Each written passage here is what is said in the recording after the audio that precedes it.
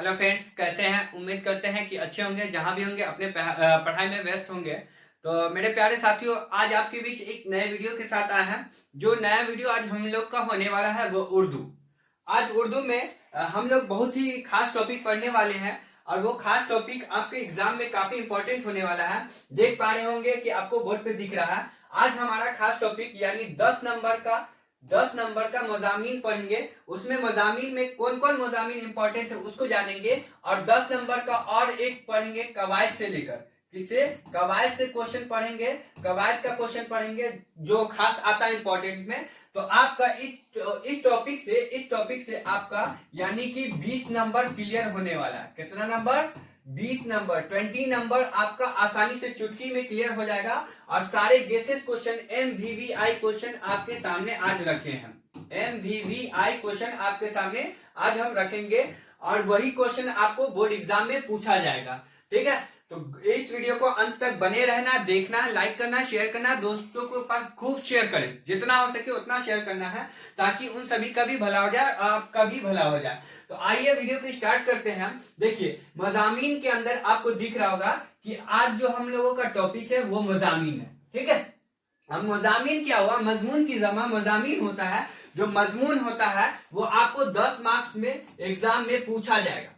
10 marks में मजमून जो पूछा जाता है, किन्हीं एक पर मजमून लिखना रहता है। 200 से लेकर या 250 से लेकर 300 शब्द में, अल्फाज में लिखना रहता है। इसमें आपको मजमून में लिखना रहेगा। तो देखिए, हम लोगों का खास मजमून कौन कौन है जिस पर आने के चांसेस है, मोस्ट ऑफ चांसेस है। जिनमें से पहला है हमारा, देखो, गर्मी का मौसम। किसका मौसम? गर्मी का मौसम। देखिए, इस क्वेश्चन को 2021 में, 2013 में पूछा गया था। 2013 और 21 में पूछा गया था। तो इस बार का ई वाला क्वेश्चन चांस बनता है। ठीक है, 5 क्वेश्चन हम रखे हैं, 5 ही में से आपको एक क्लियर करके दिखाएंगे। दूसरा है हमारा लाइब्रेरी। दूसरा हमारा क्या है? लाइब्रेरी। और लाइब्रेरी को क्या बोलते हैं? कुतुब खाना भी बोलते हैं। क्या बोलते हैं? कुतुब खाना भी बोलते हैं। यह क्वेश्चन 14 में, 16 में, 17 में, 18 में और 23 में पूछा गया क्वेश्चन है। देखिए कितना दफा क्वेश्चन को पूछा गया, रिपीटेड किया गया है। इसलिए ये सारे क्वेश्चन इंपॉर्टेंट है आपका। इस क्वेश्चन को देखना ना भूले, इस क्वेश्चन को पढ़ के जाना ना भूले, ताकि आपका क्वेश्चन छूट ना पाए एग्जाम में। ठीक है, तो एक भी क्वेश्चन छूटना नहीं चाहिए। 10 मार्क्स के क्वेश्चन है बच्चों, इसको ध्यान से लिखेंगे, ध्यान से पढ़ेंगे। और तीसरा हमारा टॉपिक है वर्जिश। क्या है? वर्जिश। इस क्वेश्चन को आप देखिए कितना दफा पूछा गया। 16 में पूछा गया, 18 में पूछा गया, 19 में पूछा गया, 21 में पूछा गया है, 22 में एंड 23 में पूछा गया है। तो इतनी दफा रिपीट किया गया है, इसका मतलब पूरा चांस बनता है ये सारे क्वेश्चन को पूछने का। तो आप इस सारी क्वेश्चन को एकदम अच्छे से पढ़ेंगे। नंबर 4 हमारा है ईद उल फित्र, जिसको हम बोलते हैं ईद बोलते हैं अपने लफ्जों में, अपने गांव देहात में बोलते हैं या अपने भाषा में बोलते हैं ईद। ठीक ना, तो ईद उल फित्र को भी कई दफा पूछा गया। देख पा रहे हैं, 17 में पूछा गया, 18 में, 19 में, 20 में, 22 में, 24 में भी पूछा गया है। ठीक है, कभी कभी क्या होता है, आप सोचेंगे कि 24 में पूछा है तो इसको नहीं पूछेगा। ऐसा कोई बात नहीं है मेरे प्यारे बच्चों। ऐसा होता है कि कभी कभी रिपीट हो जाता है। यहाँ देख रहे हैं आप, 17 में, 18 में पूछा कि नहीं पूछा। यहाँ देखिए 16 में, 18 में, 19 में, फिर आपको एक छोड़ा। तो इस टाइप से आपको 2 साल भी पकड़ लेता है। ठीक है, उसके बाद लास्ट हमारा कौन सा है? 5वां है सैलाब। सैलाब पर भी पूछा जाएगा क्वेश्चन, ये भी इंपॉर्टेंट है इस बार का। तो देखिए 19 में पूछा गया, 20 में पूछा गया है। इसके बाद आपका 2-4 साल हो गया गैपिंग, 5 साल हो गया गैपिंग। ठीक ना, तो 20 के बाद अभी तक नहीं पूछा है। अब 25 में इसका चांस बिल्कुल बनता है। इसलिए इसी को आज हम लोग करेंगे, इसी के ऊपर बात करेंगे। ठीक ना, तो 5 साल के बाद ये क्वेश्चन बन रहा है आपका चांस। तो इतना क्वेश्चन, इस सारे क्वेश्चन को आपको बिल्कुल देख कर ही जाना है तो जाना है। ठीक है, आइए हम बात करते हैं सैलाब के बारे में। सैलाब के बारे में क्या होता है, इस मजमून में कैसे लिखेंगे, उससे आपका 10 नंबर बिल्कुल करेक्ट मिल जाए। इसलिए सैलाब के बारे में बात करते हैं। उसके बाद नेक्स्ट हमारा टॉपिक जो होगा, कवायद से क्वेश्चन होगा। कौन क्वेश्चन होगा वो भी बताएंगे आपको। ठीक है, तो चले वीडियो को स्टार्ट करते हैं। पहला देखिए, अब हमारे बीच आ गया है सैलाब। देख पा रहे हैं आप कि सैलाब पे मजमून लिखना है। तो आपको शुरू यूं करना होगा कि सैलाब पे मजमून लिखने के लिए आपको शुरू यूं करना होगा। एक बार देख लें आप, सैलाब पे इस टाइप से आपको करना होगा। देखिए कि जब काफी, क्या होता है, सैलाब की शुरुआत लिखेंगे कि जब काफी बारिश हो जाती है। ठीक है, जब बरसात का मौसम आता है तो बहुत ज्यादा बारिश हो जाती है। और और इस हो जाती है और इसका पानी नदी तालाब, ठीक ना, जब बारिश खूब ज्यादा होती है तो नदी का पानी या तालाब का पानी, ये सभी का पानी क्या हो जाते हैं, या दरिया का पानी क्या हो जाते हैं, बाहर होने लगते हैं। अब ओवरलोड हो जाता है, ओवरफॉल हो जाता है, नदी का पानी, दरिया का पानी, उसके बाद पोखर का पानी, इन सभी का पानी क्या हो जाता है, ओवरलोड हो जाता है, एकदम ओवरफॉल होने लगते हैं, भारी मात्रा में बाहर आने लगते हैं। ठीक है, तो दरिया का पानी, ये सभी का पानी क्या होने लगते हैं, बाहर हो जाते हैं, बाहर हो जाते हैं। तो इसका नाम सैलाब या बाढ़ है, ठीक ना। तो इसी को हम क्या कहते हैं, इसी को हम सैलाब भी कहते हैं, या फिर क्या कहते हैं, बोलचाल की भाषा में बाढ़ भी इसको बोलते हैं, ठीक ना। तो आप बोल सकते हैं कि जब पानी काफी ज्यादा मात्रा में हो जाए या बारिश खूब ज्यादा हो जाए और इसका पानी नदी, तालाब, दरिया या दरिया, इन सभी के माध्यम से क्या हो जाता है, आगे हो जाता है, ऊपर बाहर आ जाती है, इसी को क्या बोलते हैं, इसका नाम क्या कहलाता है, सैलाब कहलाता है। इस बात को याद रखेंगे। लफ्ज सैलाब होता है, जो लफ्ज सैलाब किससे मिलकर बना है, सैल और आब से मिलकर बना है। सैलाब का दो लफ्ज से मिलकर बना है, सैल और आब से मिलकर यह बना है, जिसका मतलब होता है सैलाब, ठीक ना। जिसका क्या होता है, जो इसको दो वर्ड से मिलाया गया, सैल प्लस आब से, इसलिए यह क्या कहलाएगा, सैलाब कहलाएगा। देखिए आप यहां पर देखना है कि पहाड़ों के बर्फ के पिघलने और ज्यादा बारिश होने से भी क्या हो जाता है, सैलाब आ जाता है। अब देख पा रहे कि सैलाब आता है कैसे। अभी तो हम लोग जाने कि बाढ़, पानी आ गया तो वो बाढ़ कहलाएगा या सैलाब कहलाएगा। अब आया कहां से भाई, तो यहां से देखिए, यहां पर लिखा हुआ पहाड़ों के बर्फ, जो बड़े बड़े पहाड़ होते हैं उसके बर्फ क्या हो जाते हैं, पिघलने लगते हैं, ठीक है, पिघलने और ज्यादा बारिश होने से भी सैलाब आ जाता है। उसके बाद लिखेंगे कि सैलाब फायदा और नुकसान। सैलाब क्या है, फायदा और नुकसान दोनों ही है। सैलाब से आपको फायदा और नुकसान दोनों ही चीज होता है।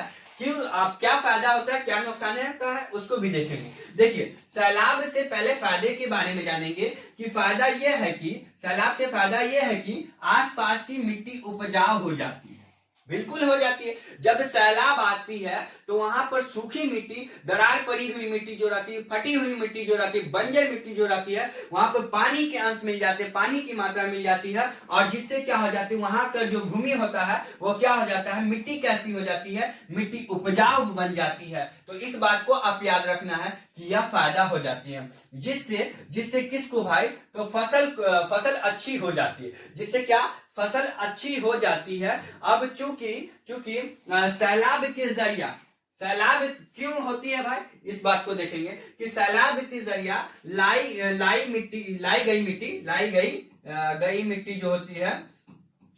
मिट्टी जो होती है वो बड़ी जरखेज होती है, क्या होती है, जरखेज हो जाती है। देखिए अब क्या होती है कि सैलाब के द्वारा जो मिट्टी आती है दूसरी जगह से मतलब कट कर या दह कर, तो वो क्या हो जाती है, उसमें मिट्टी की अम्लता बहुत कम रहती है, मतलब अम्लता अच्छी रहती है उसकी, ठीक है, खराब नहीं होती, अम्ल की मात्रा उसमें कम रहती है, और वो क्या होती है, उपजाऊ मिट्टी बन जाती है। तो इसी को बोलते हैं जरखेज हो जाती है उर्दू के लफ्ज में, ठीक है। सैलाब से नुकसानात भी बहुत है। अब जिस चीज से हम याद रखेंगे कि जिस चीज से हमें फायदा भी होता है तो उससे नुकसान भी होता है, तो सैलाब के नुकसानात भी बहुत होते हैं। देखिए सैलाब के नुकसानात भी बहुत होते हैं। क्या क्या नुकसानात होते हैं इसमें देखेंगे।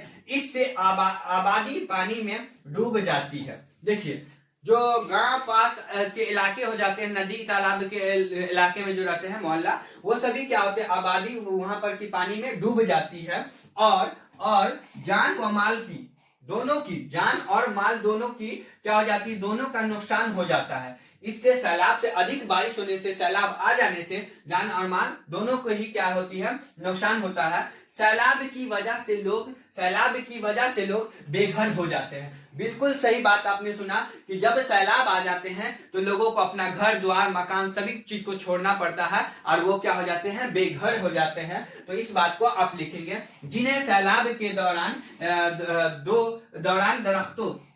अब सैलाब जो आता है तो उनके दौरान लोगों को दरख्तों और ऊंचे जगहों पर पनाह लेनी पड़ती है, ठीक है। अब जब ज्यादा बारिश हो जाता है तो घर द्वार को छोड़कर जानवर को लेकर सब अपने अपने क्या करते हैं, घर से बाहर होकर जहां ऊंचा जगह होता है उन जगहों पर जाकर क्या लेते हैं, पनाह लेते हैं, मतलब उसी जगह पर जाकर बस जाते हैं, उसी जगह पर जब तक कि ठिकाना लेते हैं, ठीक है।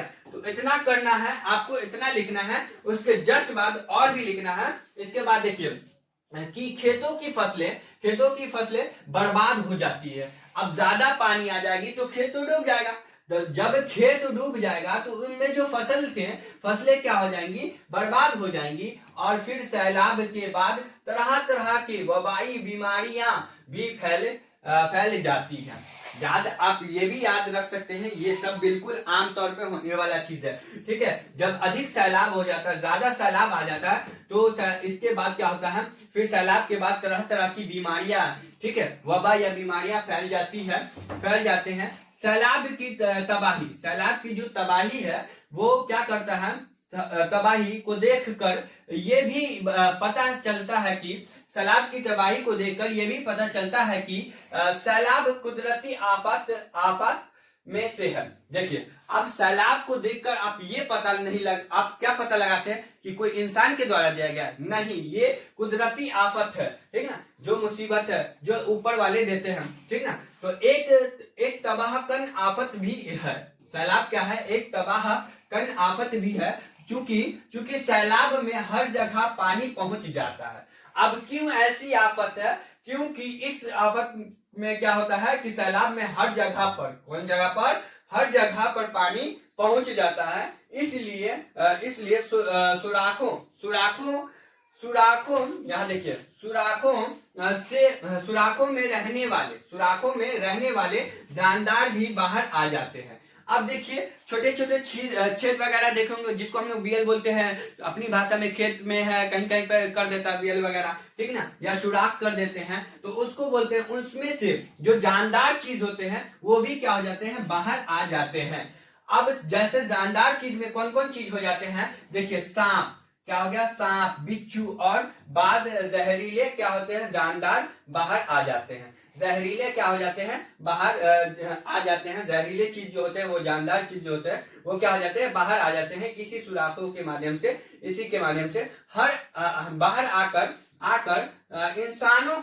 इंसानों को काटने लगते हैं। अब यही कीड़े मकोड़े जो होते हैं वो सुराखों से ऊपर आकर लोगों को, इंसानों को नुकसान पहुंचाते हैं, काटने लगते हैं। क्या करने लगते हैं, काटने लगते हैं, जिसके नतीजा में बहुत से लोग क्या होते हैं, मर भी जाते हैं। अब देखिए, आप देख पाते होंगे कि सैलाब के मौसम में कीड़ा मकोड़ा, बिच्छू या सांप होते हैं जो सुराख के माध्यम से बाहर निकलते हैं, अगल बगल में फैल जाते हैं, घर द्वार में घुस जाते हैं, लोगों को काट लेते हैं, जिससे उनकी मौत भी हो जाती है। तो यही है नतीजा, ये भी है कि इसमें बहुत से लोग मर भी जाते हैं। इस मौके पर अब लास्ट में आपको लिखना है कि इस मौके पर सरकार की तरफ से, अब देखिए सैलाब आ जाती है तो सरकार की तरफ से हमें रिलीफ तकसीम किया जाता है, मतलब राहत मिलती है। सरकार के द्वारा कुछ ना कुछ हमें बांटा जाता है, कुछ जैसे अनाज वगैरह बांटा जाता है, ताकि उस समय आप गुजारा अपना कर सकते हैं, ठीक ना। तो रिलीफ तकसीम किया जाता है। साथ ही बाज फलाही तंजीमें भी सैलाब से क्या होते हैं,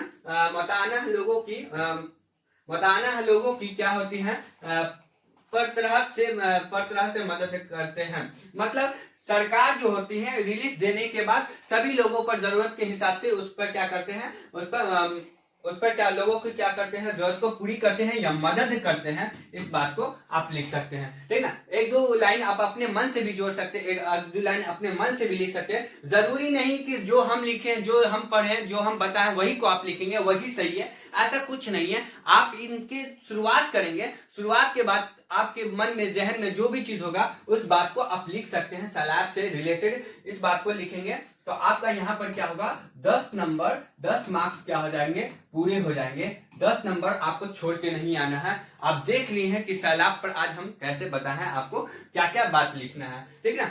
इससे पहले आपको एक बार और दिखा दे कि आपका इंपॉर्टेंट टॉपिक कौन कौन था। इंपॉर्टेंट टॉपिक कौन कौन था, तो टॉपिक आप देख लेंगे या टिक कर लेंगे या स्क्रीनशॉट ले लेंगे या लिख के रख लेंगे, ठीक है। क्वेश्चन बैंक वगैरह होगा उसमें आप टिक कर लेंगे, वहां से आप रिवीजन करेंगे ताकि ये आपका छूटे नहीं, ठीक है। आगे चलते हैं।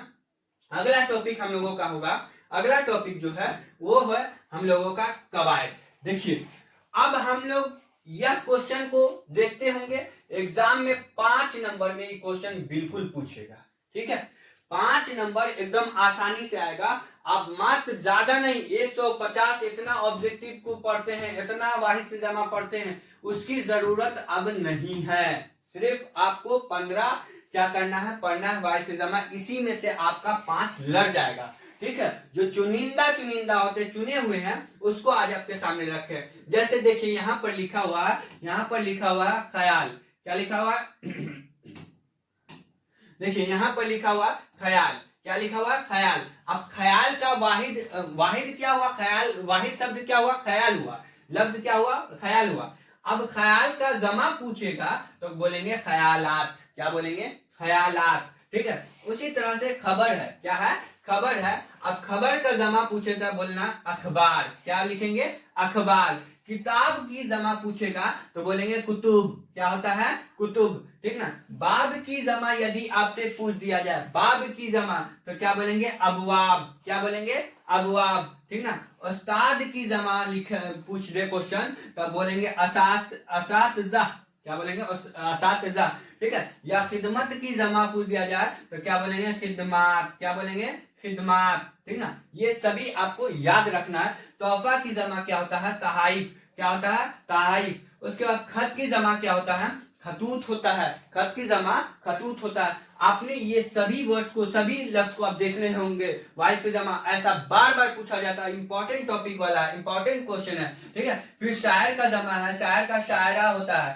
शायर का शायरा। या शरीफ का क्या होता है, शुरफा होता है। सिनफ का क्या होता है, असनाफ होता है। शायर का शायर का होता है अशआर, क्या होता है, अशआर। रूह का अरवाह, फिर काफिर का कुफार, ठीक है, कुफार। उसके बाद फौज का अफवाज। ये सभी वाइज जमा को आपको याद रखना है, स्क्रीनशॉट ले लेना है, एकदम अच्छे से याद रख लेना है, क्योंकि ये 5 नंबर इस वीडियो से आपका बिल्कुल आने वाला है। तो इस वीडियो को अंत तक बने रहना है।